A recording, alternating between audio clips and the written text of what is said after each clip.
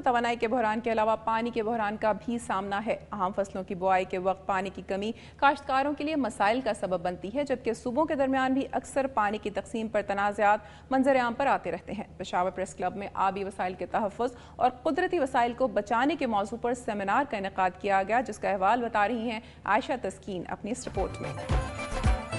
میں اس وقت موجود ہوں پشاور پریس کلب میں، جہاں آبی وسائل کو تحفظ اور ترقی دینے کے حوالے سے عوامی شعور اجاگر کرنے کے لیے ایک تقریب منعقد ہوئی۔ تقریب کا انعقاد تحقیقاتی ادارہ برائے آبی وسائل اور عوامی آگاہی منصوبہ برائے تحفظ و ترقی آب کی جانب سے کیا گیا تھا، جس میں صحافیوں کی بڑی تعداد نے شرکت کی۔ تقریب سے خطاب کرتے ہوئے مقررین کا کہنا تھا کہ قدرتی وسائل کو ضائع ہونے سے بچانے کے لیے اس کے صحیح استعمال کے بارے میں آگاہی پیدا کرنے کی ضرورت ہے۔ ان کا کہنا تھا کہ آبی وسائل کے لامحدود ہونے کا تاثر درست نہیں، پانی کا بے جا استعمال قدرت کی اس نعمت کو تیزی سے نقصان پہنچا رہا ہے۔ ان کا کہنا تھا کہ اقوام متحدہ کے مطابق پاکستان کا شمار ان ممالک میں ہوتا ہے جنہیں اپنے آبی وسائل کے تحفظ اور موجودہ ذخائر کی وسعت کے لیے سب سے زیادہ کام کرنے کی ضرورت ہے۔ مقررین کے مطابق زراعت کے شعبے کا 80% سے زائد انحصار آبی وسائل پر ہے، جس کے لیے نئے ہائیڈرو پاور منصوبوں پر توجہ نہ دی گئی تو صورتحال مزید خراب ہو سکتی ہے۔ مقررین نے زور دیا کہ اس سلسلے میں عوام کو معلومات فراہم کرنے کے لیے میڈیا ایک اہم کردار ادا کر سکتا ہے۔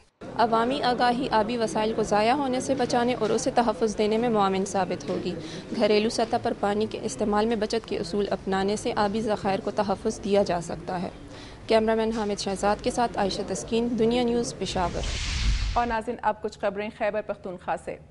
گیس لوڈ مینجمنٹ پلان کے تحت پنجاب اور خیبر پختونخوا میں صبح 6 بجے سے ایک روز کے لیے CNG کی فراہمی بند کر دی گئی ہے۔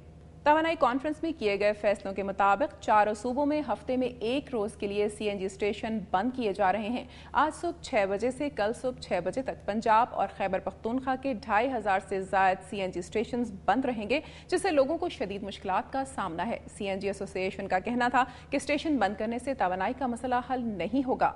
پاکستان پیپلز پارٹی شیرپاؤ کے کارکنوں نے مقتول MPA عالم زیب خان کے قاتلوں کی گرفتاری کے لیے پشاور میں مظاہرہ کیا۔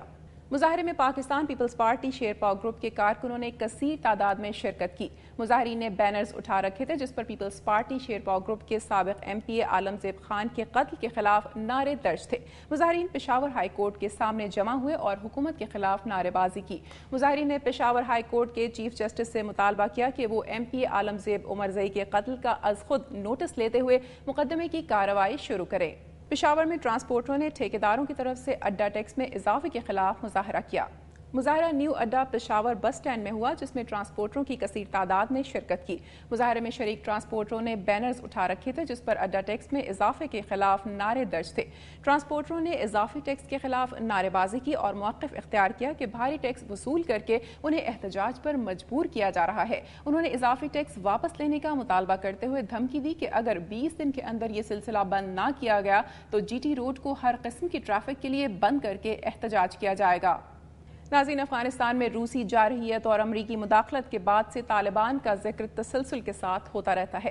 قبائلی علاقوں سمیت ملک بھر میں تشدد کی لہر کے پیچھے بھی طالبان کا نام لیا جاتا ہے۔ پشاور میں طالبان کے کردار پر ایک مذاکرہ ہوا جس میں شرکاء نے عدم تشدد کی حمایت کی۔ مسرت اللہ کی رپورٹ۔ میں اس وقت موجود ہوں پشاور کے ایک مقامی ہوٹل میں، جہاں پر طالبان کے اصلاح کے حوالے سے ایک ڈائیلاگ پروگرام کا انعقاد کیا گیا۔ اسلام آباد کے ایک غیر سیاسی و سماجی ادارے کے تعاون سے ہونے والے ڈائیلاگ میں مختلف طبقہ فکر کے لوگوں نے شرکت کی۔ فورم سے اظہار خیال کرتے ہوئے لوگوں نے طالبان کے اصلاح کے حوالے سے اپنی تجاویز پیش کی اور طالبان کو سیاسی و سماجی دائرے میں لانے کا مطالبہ کیا گیا۔ سینئر صحافی شمیم شاہد کا کہنا تھا کہ سوات میں جاری آپریشن کے دوران 3600 افراد جان بحق ہوئے، جن میں زیادہ تعداد عام لوگوں کی ہے۔ حکمران طالبانائزیشن کے عمل کو روکنے سمیت ان کی اصلاح کے لیے سنجیدہ نہیں۔ تجزیہ کار اکرام ہوتی نے کہا کہ سیاسی مسئلوں کو مذہب کی بنیاد پر نہیں بلکہ سیاسی طریقوں سے حل کیا جائے۔ ملک کو اقتصادی و معاشی طور پر مضبوط بنا کر ہی اس چیلنج سے نمٹا جا سکتا ہے۔ ڈائیلاگ فورم میں اظہار خیال کرتے ہوئے سوات میں پاک فوج کی طرف سے خودکش حملہ آوروں کی ذہنی تربیت کا ادارہ چلانے والے نفسیاتی ماہر ڈاکٹر محمد فاروق نے کہا کہ اس وقت 84 کے قریب بچے جن کی عمر 13 سے 16 سال کے درمیان ہے ان سے تربیت لے رہے ہیں، جن کو ہم صرف یہ بتا رہے ہیں کہ خدمت خلق کا کوئی بھی کام جہاد ہے اور جہاد صرف اسلحہ اٹھا کر ریاست کے خلاف اٹھنا نہیں۔ انہوں نے کہا کہ گٹ طالبان وہ ہیں جو عدم تشدد کے پیروکار ہے، جبکہ بیٹ طالبان وہ ہے جو ریاست کے ساتھ لڑنا چاہتے ہیں۔ مختلف طبقہ فکر کے لوگوں کا کہنا ہے کہ ملک میں طالبانائزیشن کے عمل کو روکنے کے لیے سیاسی مصلحتوں کو بالاتر رکھنا ہوگا۔ کیمرامین عمران مہر کے ساتھ مسرت اللہ، دنیا نیوز، پشاور۔ اور ناظرین اب آپ کو لیے چلتے ہیں پنجاب کی سرزمین کی جانب۔ ناظرین سائنسی ایجادات نے جہاں انسانی زندگی میں آسانیاں پیدا کی ہیں وہیں ان ایجادات نے نہ صرف انسان کو سہل پسند بنا دیا ہے بلکہ ان سے کئی دیگر خرابیاں بھی پیدا ہو گئی ہیں۔ موبائل فون بھی ایسی ہی ایک ایجاد ہے جس کے کئی فائدے ہیں تو نقصانات بھی سامنے آ رہے ہیں۔ ناظرین ہر چیز کا اچھا اور برا دونوں طرح استعمال ہو سکتا ہے۔ ہمارے مستقبل کے معماروں یعنی طلبہ نے اس کا سب سے پہلا استعمال امتحانوں میں نقل کرنے اور اب اسکولوں اور کالجوں میں ٹائم پاس کرنے کا ذریعہ بنا لیا ہے اور پڑھنے کے بجائے موبائل فون سے کھیلتے نظر آتے ہیں۔ اس بارے میں مزید تفصیلات کے لیے دیکھتے ہیں حافظ آباد سے قیصر ندیم ساقی کی یہ رپورٹ۔ تعلیمی اداروں میں موبائل فون کے استعمال سے نہ صرف طالب علم تعلیمی سرگرمیوں سے محروم ہوتے نظر آ رہے ہیں بلکہ تعلیمی اداروں میں موبائل فون کے استعمال نے طالب علموں کے والدین و اساتذہ کو بھی شدید مشکلات کا شکار کر رکھا ہے۔ گھروں سے تعلیم حاصل کرنے کے لیے سکول و کالج میں آنے والے طالب علم تعلیم پر توجہ دینے کی بجائے کلاس رومز میں بیٹھ کر موبائل فون پر گانے سن کر دل بہلانے میں مصروف نظر آتے ہیں۔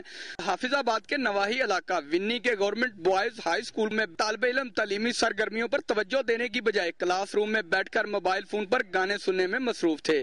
جب اس بارے میں ہیڈ ماسٹر سے دنیا نیوز کی ٹیم نے پوچھا تو انہوں نے کہا کہ سرکاری اسکولوں میں موبائل فون پر پابندی کو مد نظر رکھتے ہوئے کئی بار طالب علموں سے موبائل فون ضبط کیے گئے مگر اس کے باوجود کوئی نہ کوئی طالب علم موبائل فون لے آتا ہے۔ تعلیمی اداروں میں موبائل فون کا استعمال جہاں طالب علموں کی نصابی سرگرمیوں پر اثر انداز ہوتا ہے وہیں والدین کے لیے بے پناہ مشکلات پیدا کرتا ہے۔ کیمرامین سہیل عمران چاولہ کے ساتھ قیصر ندیم ساقی، دنیا نیوز، حافظ آباد۔ بہاولپور ایئرپورٹ کی خوبصورتی کے لیے احمد پور برانچ کو پختہ کرنے کا منصوبہ کرپشن کی نظر ہو گیا۔ اس بارے میں مزید بتا رہے ہیں اطہر فاروق آوان اپنی اس رپورٹ میں۔ وزیر اعلیٰ پنجاب میاں شہباز شریف کی ہدایت پر بہاولپور ایئرپورٹ کے قریب واقع احمد پور برانچ کو 27.466 ملین روپے کی لاگت سے پختہ کرنے کا منصوبہ کرپشن کی نظر ہو گیا جس کا انکشاف پہلے ہی مرحلے کی تعمیر کے بعد نہر میں پانی چھوڑے جانے کے فوری بعد ہوا کہ جس میں نہ صرف تعمیر شدہ حصہ پانی میں بہہ گیا بلکہ نمونے کے طور پر بنایا جانے والا حصہ سمیت نہر کی دونوں اطراف دراڑیں پڑ گئیں۔ یہ ٹوٹل کلیپس ہے کہ 39 لاکھ کا نقصان ہوا ہے۔ رپورٹ ہم نے اوپر بھیج دی، سی ایم صاحب نے 3 افسروں کو جو یہاں پر ذمہ داران تھے ان کو فوری طور پر سسپینڈ کر دیا۔ اس واقعے میں ملوث ایکسین، ایس ڈی او اور اوورسیئر نے جہاں محض چند روپوں کی خاطر ملکی خزانے کو 39 لاکھ روپے کا نقصان پہنچایا تو دوسری طرف محکمہ کی کارکردگی کو بھی سوال نشان بنا دیا۔ اس میں گراس نیگلیجنس ہوئی ہے ہمارے ڈپارٹمنٹ کی طرف سے جس پر ہم نے اوورسیئر، ایس ٹی او اور متعلقہ ایکشن کو سسپینڈ کر دیا ہے۔ سیکٹری اریگیشن نے انکوائری آفیسر لگایا ہے، اس کی جیسے رپورٹ آتی ہے تو انشاءاللہ بڑی سخت کارروائی کی جائے گی۔ یہ محکمے کی بھی بدنامی ہے اور ہم کو اس پہ شرمساری ہے۔ محکمہ نہار میں چھپی کالی بھیڑوں کو بے نقاب کرنے کے لیے وسیع پیمانے پر تحقیقات کرنے کی ضرورت ہے۔ اس واقعے کی عدالتی تحقیقات کرا کر اس میں ملوث افراد کو قرار واقع سزا دینی چاہیے تاکہ ملک سے کرپشن کو جڑ سے اکھاڑا جا سکے۔ کیمرامین عمر فاروق کے ساتھ ملک اطہر فاروق آوان، دنیا نیوز، بہاولپور۔